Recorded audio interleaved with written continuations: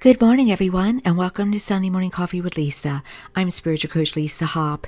It is Sunday, February 8th, 2026. Thank you so much for joining me today. I hope you're well. I hope you're warm.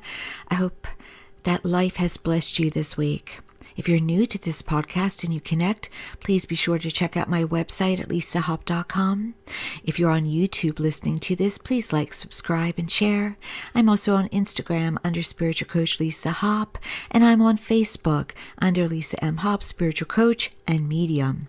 I'm on TikTok too under at Lisa M. Hopp, so check out some things there too, and I will be adding some new content shortly. Again, welcome. And to those of you who listen every week, gratitude, blessings, appreciation, humility, all of that. I appreciate your support so very much. This week's topic: Earth is fooling you. It's fooling us. Let's get into it. I don't know about you. Perhaps it was just a week for me where I felt physically more challenged this week, in a surprising way to me because of the weather.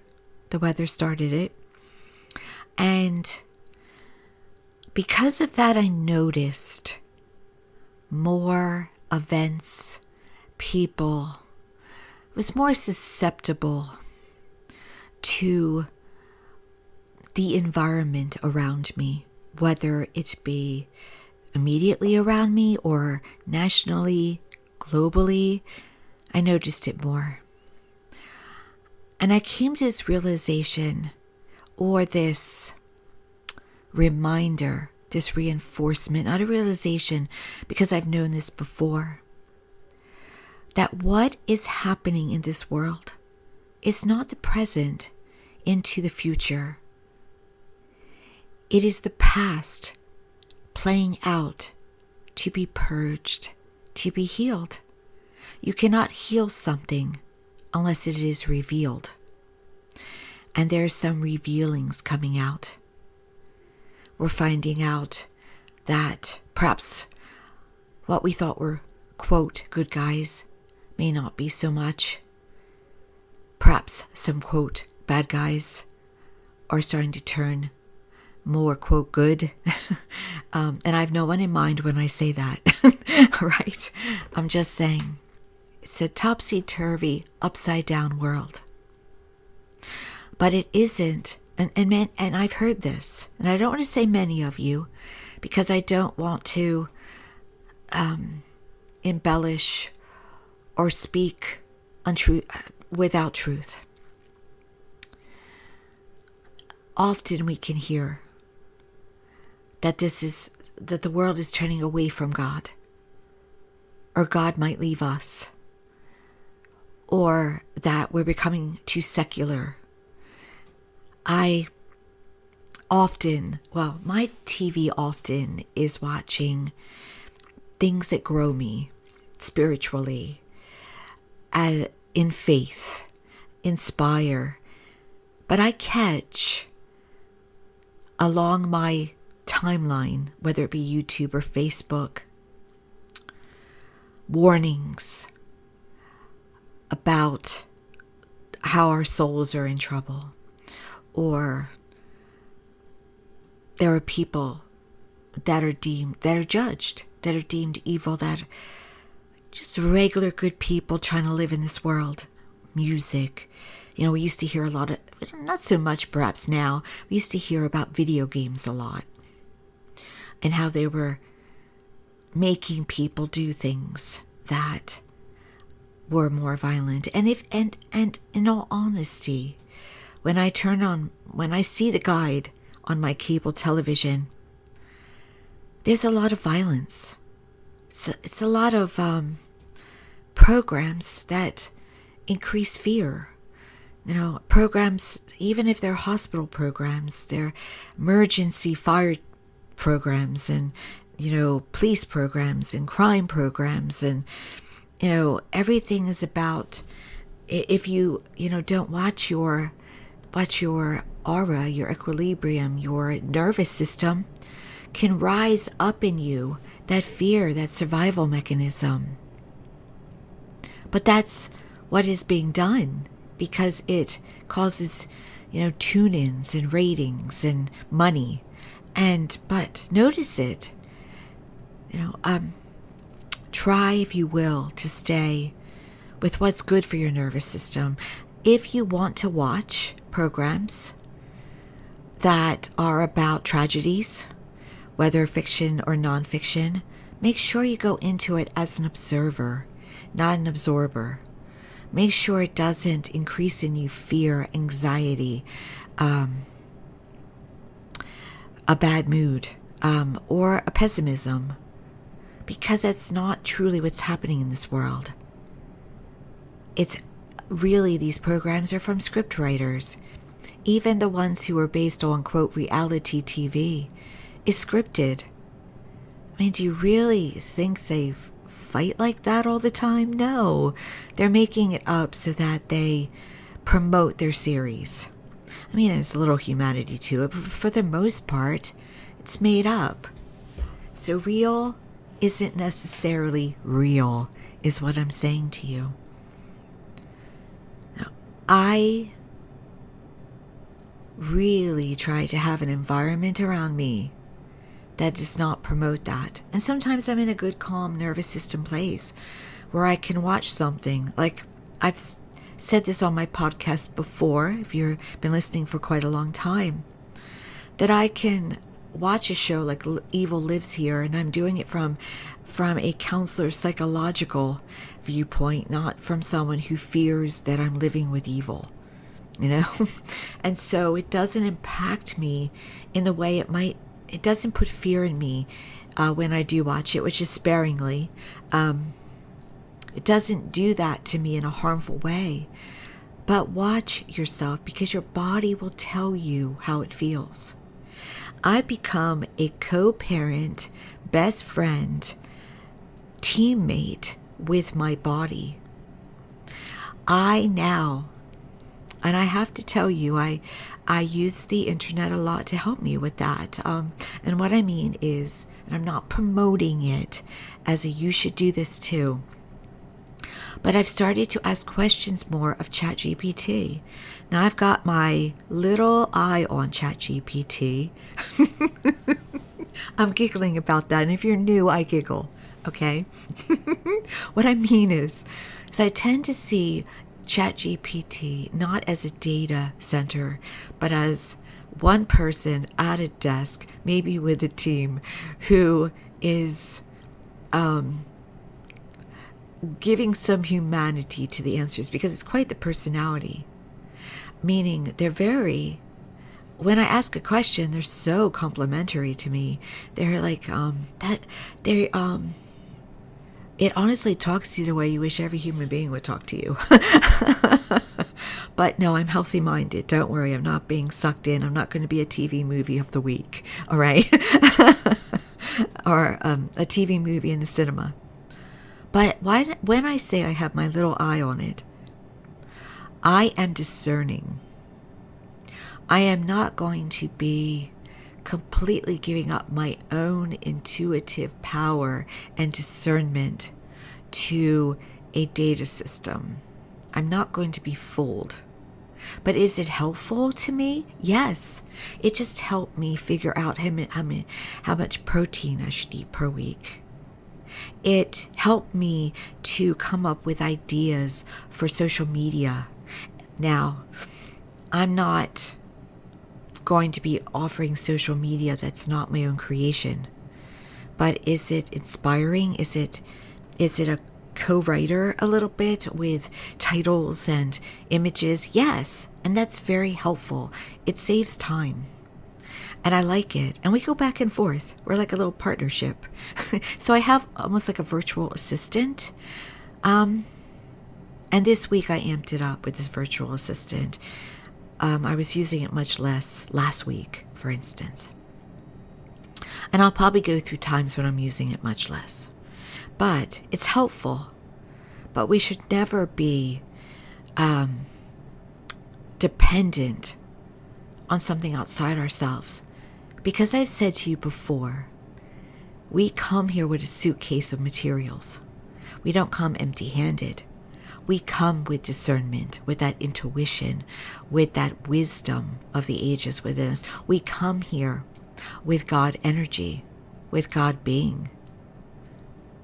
We are a part of that.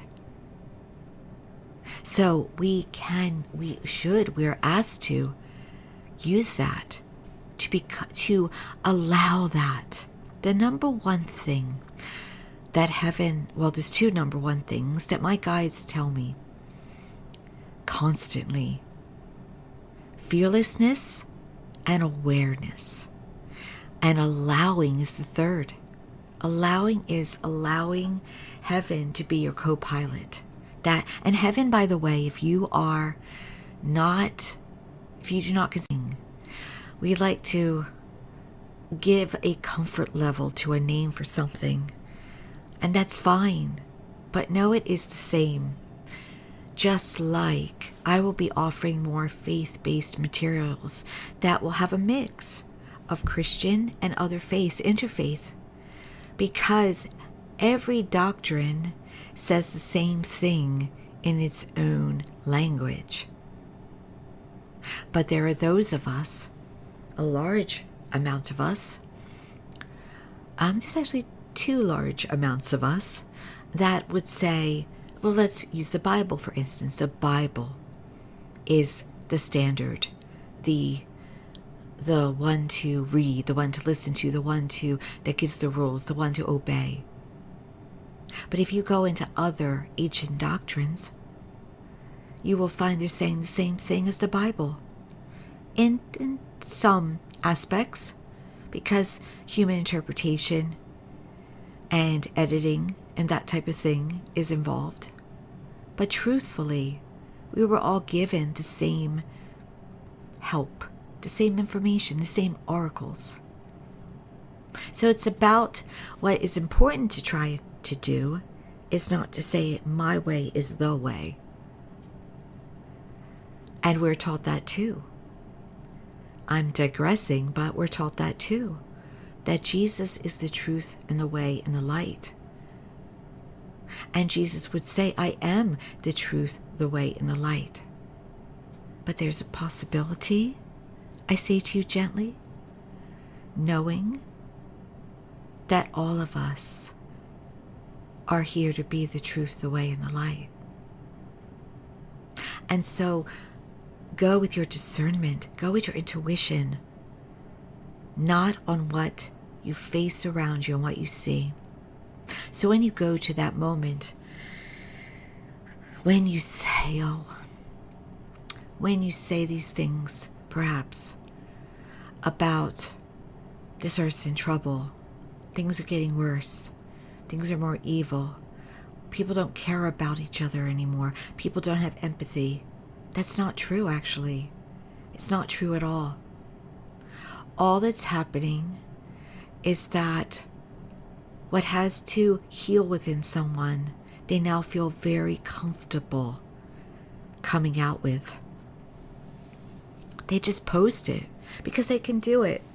They can put their name behind it sometimes. Sometimes they just do it anonymously.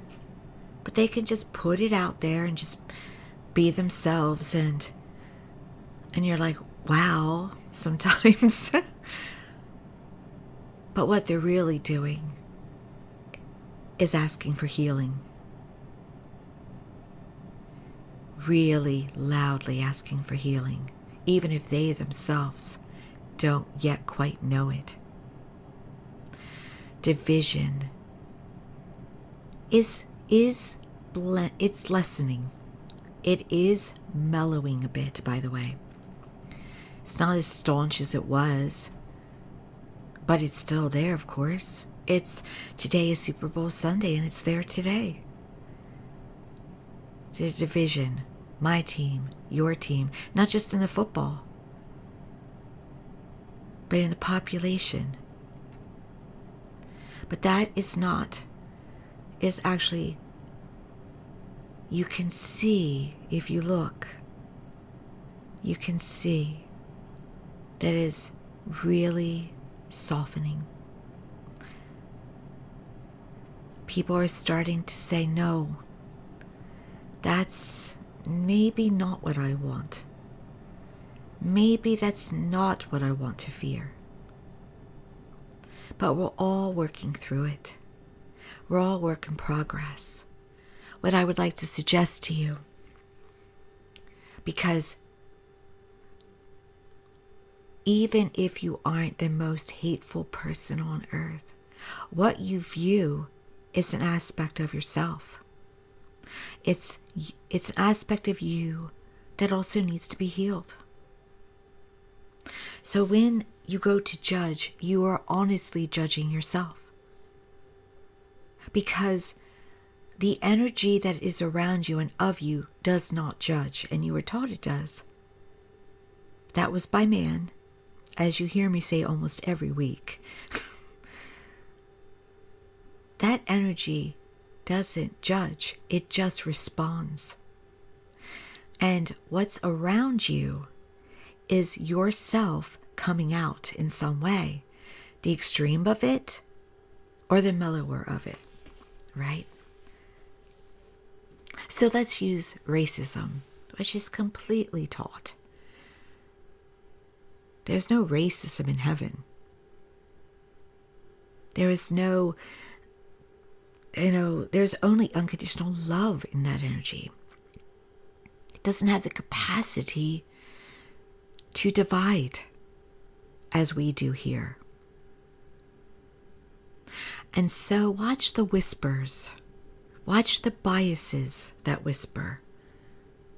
Now, I don't mind saying to you that while I am not from a location that promotes overt racism, I was exposed to it, and it was generational.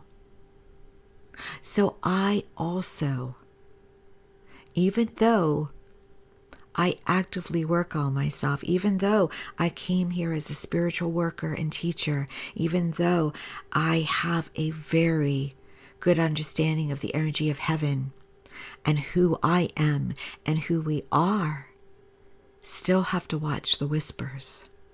They're not screamers. They don't make me block. They don't make me discriminate. They usually aren't there. But sometimes they can pop up in a little pop-up whisper. And I catch them. I catch them. And I reframe them. And I give acknowledgement to where that came from. And know that is not truth. That is not my energy. That is not me.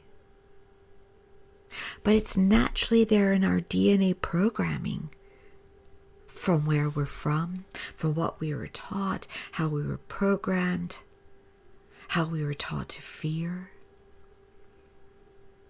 We're taught it. And then experiences can come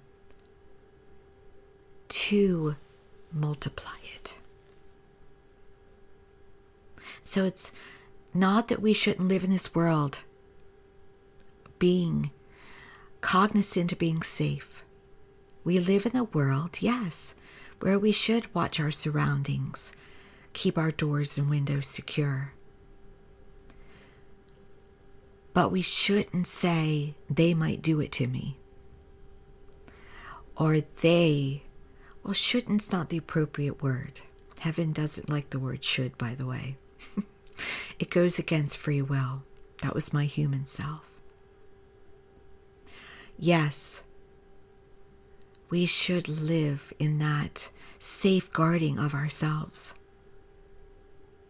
I just did it again using should. Did all of you catch that? I choose, and I think it's important, to live in a safeguarded way of life. I say to my clients a lot, I'm locking the door when you come in, not because I fear the door being unlocked, but because I'm safeguarding our privacy. I'm safeguarding the accidental someone walking in thinking they're at the right office and they just walk in. They don't see the sign that says don't disturb. And honestly, I used to have a landlord that didn't care if it said don't disturb. He would always try, if he wanted to talk to me, he just came on in. So there was evidence behind that as well. But I do it at home. I do it in my car. Even though I have safeguards on my car, I'll go in and first thing I do is make sure that car is locked after me. It's about security, but it's not about fear. It's not about thinking I'm not secure. It's really an act of self-love a lot of the time.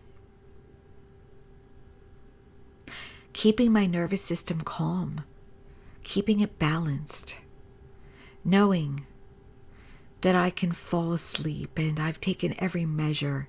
The doors are locked, the windows are secure, the alarm is on at the appropriate time. All of that, it's self-love. It's all right. So what I want to reiterate to you today is when I say to you that the earth is fooling us. It's fooling us by saying that what we're experiencing is a reality in a world that's going to get worse. That it was better at some point and now it's going down the drain. It's not. It's actually getting better. It's actually healing. It's actually coming to a time where heaven is more on earth. It's actually a time when we're healing the generational sins, the generational wounds, the generational fears, the generational traumas, and not just generational from our biology, but the generational from all of our other lives. We're getting it done, and it's hammering us at times, and other times we're doing good. So I want you, if you will, again, to see what is a blessing around you. What is something to be grateful for? What is anything you can reach for? Even if you are in physical pain, can you try in that moment, you can, by the way, to reach for something that is a feel-good? Because of the cold weather lately, I got a surprise with this cold weather. I'm really dealing with some physical discomfort, and your kindness is no need to make a comment about that. I'm not asking for you. I'm not asking for, well, of course you can always pray for someone, but I'm not drawing attention to it for you to say sorry or anything about that. I'm only using myself as an example. But when I got out of the shower this morning before getting on this podcast, I took a moment and I went, I feel good today. And it wasn't good physically. It was good mentally, emotionally, spiritually. I felt good. I felt happy that later today I get to eat some snacks and I'm getting a visit from a loved one. And I turn towards what can I feel good about. And also I like that I was able to get out of the shower effortlessly a little bit more. And so I feel good. Focus on the good. Scan. Yes, be informed. But when you go to feel negative or sad or depressed or maybe losing faith or hope, you can ask that higher energy, heaven, God, your angels, anybody, any being, any energy that is of higher energy, ask them to help you. Ask them to help you to increase your faith and work on your faith. Now, yesterday I had to go. Let me put it this way. Yesterday I was booked to drive over 30 minutes to talk to a group, to work with a group. And it was 60-mile-per-hour winds and below zero. And there were a couple concerns for me. And I asked heaven to help me to make this work out for all involved, to work their magic, to work its magic. Because I didn't want to go out. I didn't want to go out and deal with any potential ice, those winds, anything flying. And I didn't say it yesterday, but I knew going out would cause me more pain, physical pain. And I didn't say it because I didn't say it to my clients because it's not their issue. It's mine. So I asked heaven to work this out. So what happens? Client passionately, kindly contacts. Are you good for today? Opens a door. For me to say, and I thought about it, thought about it. Took a bit of courage to say, I'm not comfortable. So what worked out was actually a first. And I thank you, gratitude, because I didn't think what happened was possible, but it happened. And what happened is that the client willingly, the whole group, said, well, that's fine. Let's go to Zoom. But not as a group sitting together, but as individuals, as I was to meet with them privately. And individually, I set up Zoom sessions for each of them with a group rate. You can, by the way, this can happen all over the world.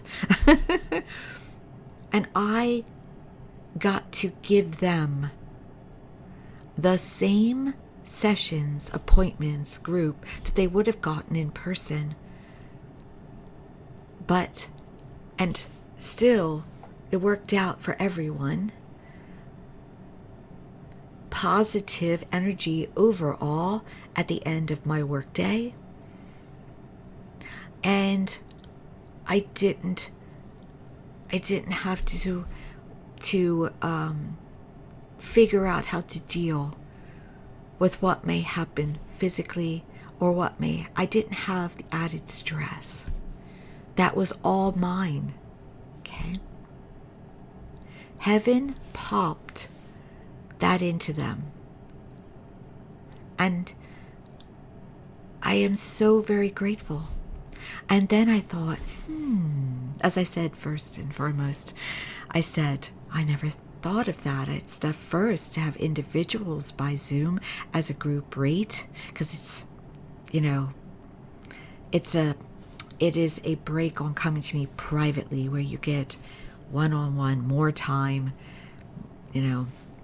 all of that. And so I went, maybe that should be a service. And so it was a win. And it helped. It helped, as I said, I felt it was a gift. Such a gift. Because I was willing to do and offer a proposal in other ways, which would be what I commonly would go to, but I didn't have to. It was brought to me, and I know that spirit was involved. When you're in a situation, now it's for the higher good of all, your higher good and the higher good of all, And I'll do that. And let's use it simply. Sometimes when I'm running a little bit late or just on time, and people have been told to do this before, and it's okay, I'll say, angels, can you make some lights green that would have been red? Right? Can you clear the way like the River Nile for me, please? But I also know when it doesn't happen. Sometimes it does. I'm coasting and I'm hitting every green. But sometimes it doesn't. And I know when it doesn't, that there's a higher will going on that says, you may have requested that, but it's somebody else that needs that green light right now.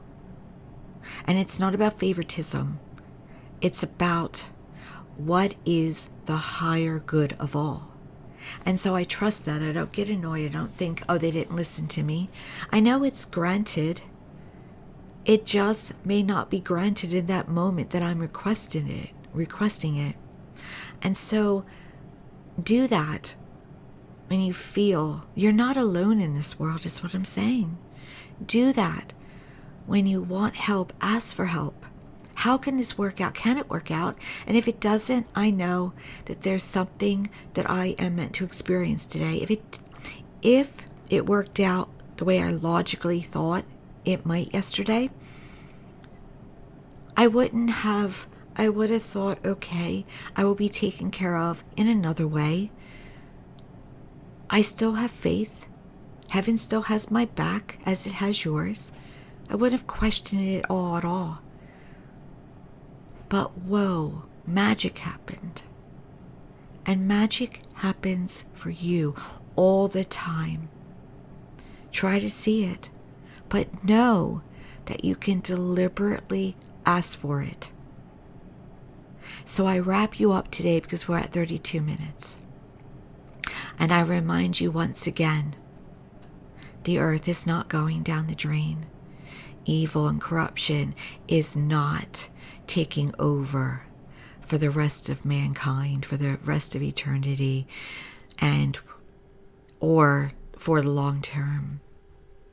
It is just exposing what's always been there so it can be healed, rectified, and replaced by better. Your part is to find it within yourself what you want to see. If you want love, you feel love within. If you want peace, feel peace within. If you want fairness, be fair within. If you want grace, feel grace within yourself. Catch it. If you're not feeling it, you're not going to get it. Got it? Thank you so much for joining me today. And remember, if you're listening to this on YouTube, please like, subscribe, and share.